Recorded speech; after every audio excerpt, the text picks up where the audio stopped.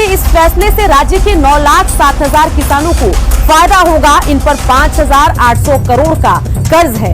इसमें 2,000 करोड़ के ऋण माफ होंगे। तो इस वक्त की अहम खबर आपको बता रहे हैं। बड़ी खबर, किसानों को बड़ा फायदा होगा और ये अच्छी खबर है किसानों के लिए। नरेंद्र मोदी ने देश के सभी किसानों को एक बार फिर से उनके कर्ज माफ करने का फैसला ले लिया है। प्रधानमंत्री किसान कर्ज माफी योजना 2021 के अंतर्गत सरकार किसानों को पूरी तरीके से, जिनकी आर्थिक स्थिति खराब हो चुकी है, जो लोन को पेमेंट नहीं कर सकते हैं, जिनके पास एक तरफ फसल डूब गई है बाढ़ के कारण और कोरोना काल में फसल का सही दाम नहीं मिल पाया, और तमाम कारणों से किसान पूरी तरीके से उनकी आर्थिक दुर्दशा और आर्थिक स्थिति बिल्कुल बदतर हो जा रही है। आपको बता दें, चाहे उत्तर प्रदेश हो, हरियाणा, पंजाब, राजस्थान, किसी भी राज्य किसानों की यही मांग है कि उन सभी का लोन माफ़ कर दिया जाए। उन्हें किसी भी प्रकार का कोई भी, इसके साथ साथ सरकार किसानों को कई योजनाएं बनाई, लेकिन सारी योजनाओं किसानों तक पहुँचते तमाम बिचौलियों और तमाम लोगों के बीच ही ये पैसे बट जाते हैं। लेकिन सरकार के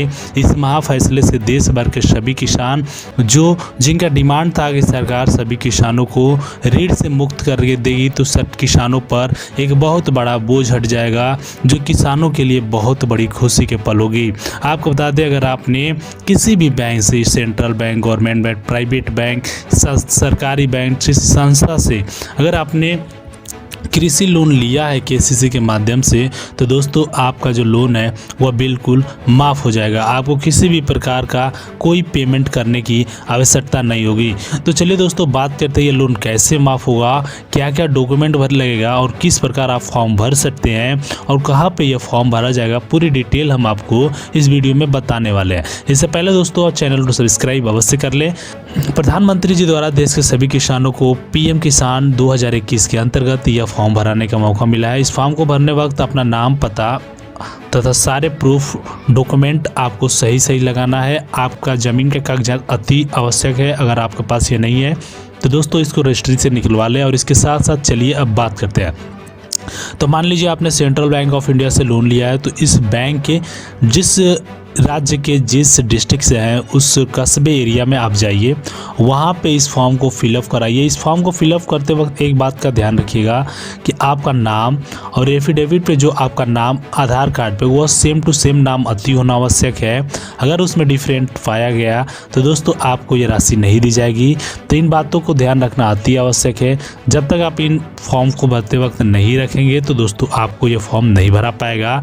इसके साथ साथ एक बात और याद रखिए कि सारे बैंक से डॉक्यूमेंट आपको वेरीफाई करना है। मान लीजिए आपने ग्रामीण बैंक से लिया, तो ग्रामीण बैंक की ऑफिशियली जो कार्यालय, वहाँ पे जाइए, वहाँ पे अपना नाम, पता, एड्रेस, और वहाँ पे बैंक आपका पूरा कृषि लोन फॉर्म भरेगा, जिसमें आपको अपना केसीसी कार्ड नंबर देना होगा और एफिडेविट में लिखवाना होगा। उसमें जानकारियाँ आपको देनी होगी। जैसे ही आप जानकारियाँ दे देते हैं तो आपका जो लोन है वो बिल्कुल माफ़ हो जाएगा। अब आपको किसी भी अन्य सहायता नहीं करना पड़ेगा। और वहाँ से आपको एक eKYC नंबर मिलता है।